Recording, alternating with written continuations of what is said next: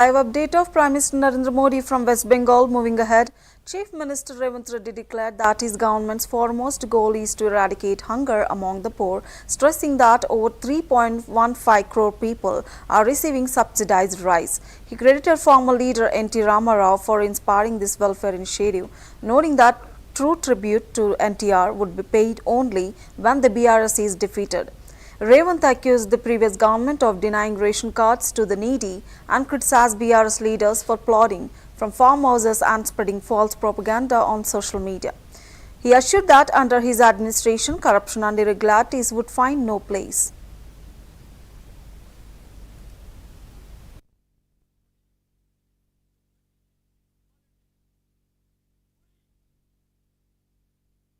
పేద ప్రజలకు రాష్ట్ర ప్రభుత్వం అందించగలిగింది నాణ్యమైన విద్య, నాణ్యమైన వైద్యం.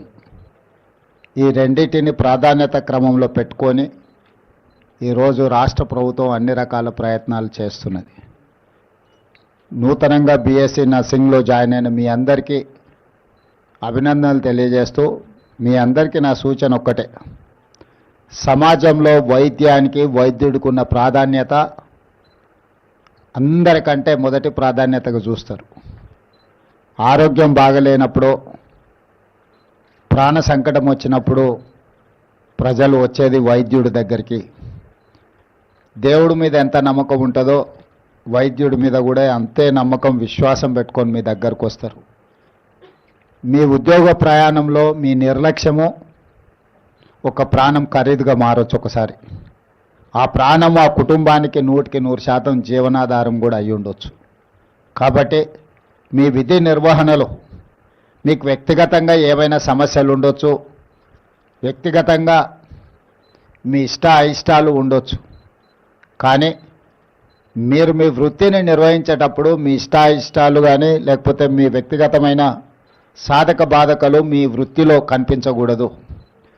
మనం వృత్తిని నిర్వహిస్తున్నప్పుడు చాలా బాధ్యతతో నిర్వహిస్తే జీవితంలో ఎంతోమంది ప్రాణాలను కాపాడిన వాళ్ళు అవుతారు మీరు.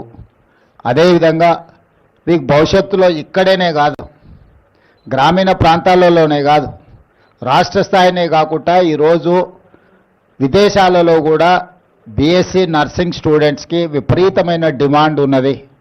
ఈ ప్రతి వాళ్ళు ఇంజనీరింగ్ చదువుకోవాలి, అమెరికాకు వెళ్ళాలి అని ఒక లక్ష్యంతో చదువుకున్న వాళ్ళు, వెళ్ళిన వాళ్ళు. కానీ ఈరోజు ప్రపంచ దేశాలలోనే అవసరాలు మారినాయి. ఈరోజు ఇంజనీరింగ్ చదువుకునే వాళ్ళకంటే నర్సింగ్ సైడు, మెడికల్ సైడు ప్రపంచంలో ఎన్నో గొప్ప గొప్ప అవకాశాలు ఎదురు చూస్తున్నాయి.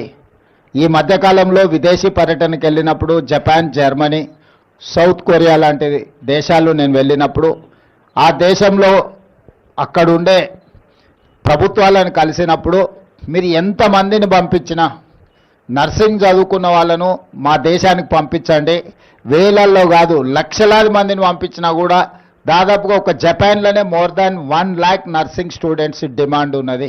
జర్మన్లో కూడా ఈక్వల్లీ.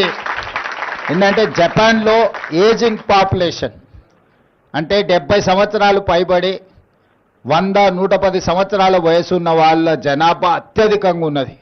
సో వాళ్ళకి వాళ్ళ పిల్లలు కూడా